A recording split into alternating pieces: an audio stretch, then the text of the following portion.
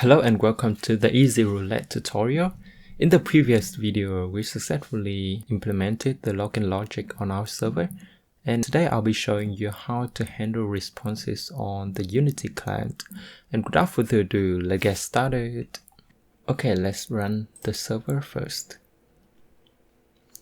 Then go back to the Unity. When I enter the username and password, click login button. There are some logs in the console, but to display the full logs of the EasyFox C# client, we need to implement a logger, and I'll show you right now. Let's create a new folder inside the scripts folder, namely utils, and I'll create a C# script, namely easy unity logger. Okay, and I have pushed it to a gist, and you can copy it from here, and I'll provide the link in the description, so don't worry about that. Okay, let's copy this script.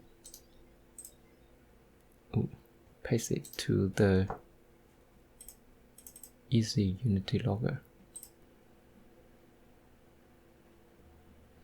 Okay, I can Control A and then paste. Awesome.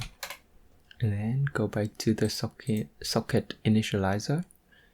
Before setting up the socket client, I'll enable the easy unity logger by calling easy logger factory dot set logger supply with an arrow function type which return new unity logger. Pass in the type. Okay, just that simple. Okay, I'll write a comment here, set up socket client. Alright, let's test our program now. When I click username and password, click login button, you now can see a lot of logs from the C# client SDK. Okay, alright, we're good to go. Now let's open the socket request. So I don't need the start and update function in this one. This one should extend the easy loggable. Okay,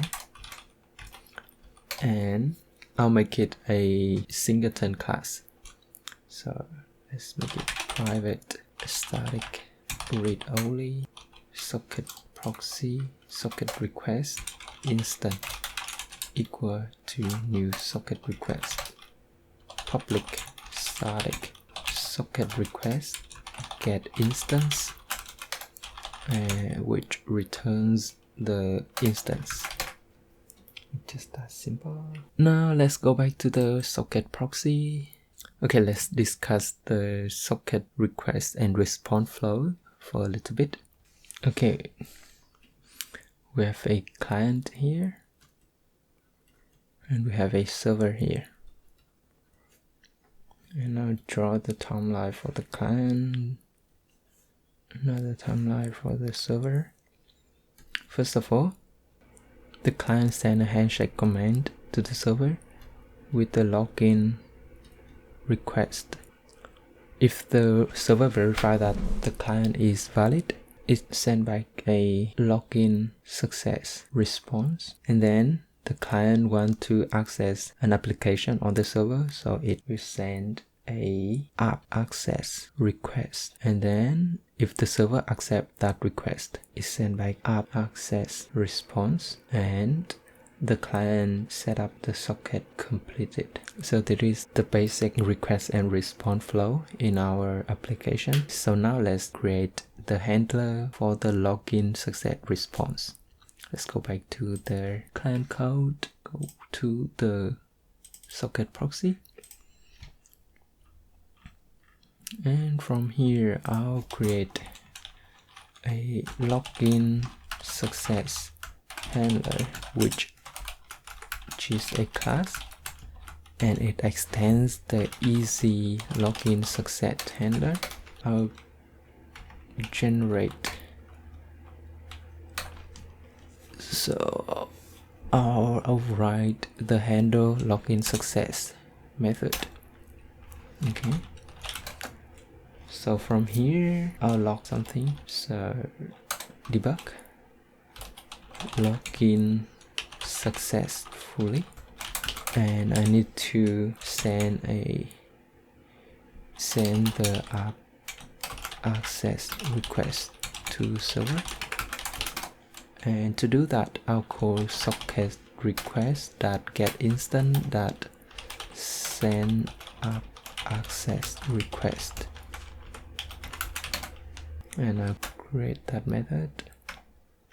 Okay, from here let client equal to the socket proxy that get instant that client, and let's create the request, which is the new easy app access request. We need to pass in the app name, socket proxy that, so we only have the plugin name for now, but I'll create a app name. Okay, let's go back to socket proxy. Okay, so I'll make the app name equal to the EzyRoulette also. Okay, alright, and we are now ready to send that request to the server by calling client.send request. It's just that simple. Okay, let's go back to the socket proxy. So now you can see here we have sent the app access request, and now the server will send back an app access response. We need to add a handler for that very easily. Class app access handler, which extends the easy app access handler, and from here I'll override the post handler method, and I'll log that debug app access successfully, and from here start game logic. Now we need to add these two handlers to our client setup. Okay, set up that add data handler easy command. The first one will be login command with the new login success handler. The second one should be easy command that app access, new app access handler. Okay, we're now ready to test our application. Let's run it.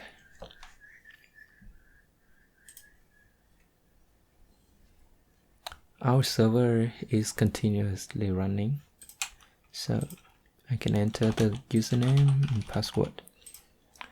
You can see if I type in the correct username and password, I can access the app.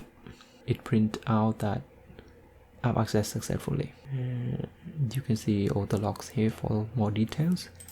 Okay, so now we have completed setting up the socket client in our Unity, and that's all I want to show you today. In the next video I'll show you how to set up the game scene in the Unity, and see you next time. Cheers.